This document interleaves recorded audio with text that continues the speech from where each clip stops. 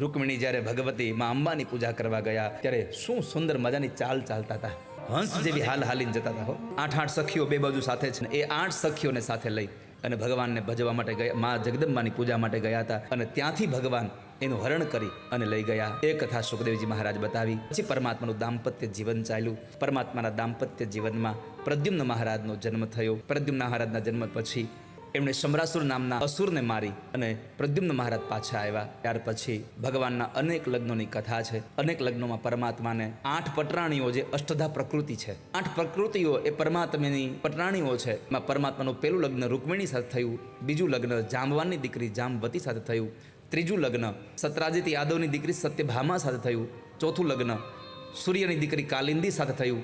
પછી પરમાત્મા સત્યા, ભદ્રા, લક્ષ્મણા અને મિત્રવિંદા, આ 8 ભગવાનની પટરાણીઓ છે.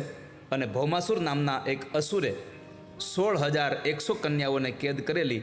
પરમાત્માએ એને એની પાસેથી છોડાવી અને ત્યારે એ સ્ત્રીઓએ ભગવાનને પ્રાર્થના કરી, તમે અમને સ્વીકારો, અમે બીજે ક્યાં હવે લગ્ન કરવા જશું. અને ભગવાને એની હારે લગ્ન કર્યા. એટલે ભગવાનના 16,108 લગ્ન થયા.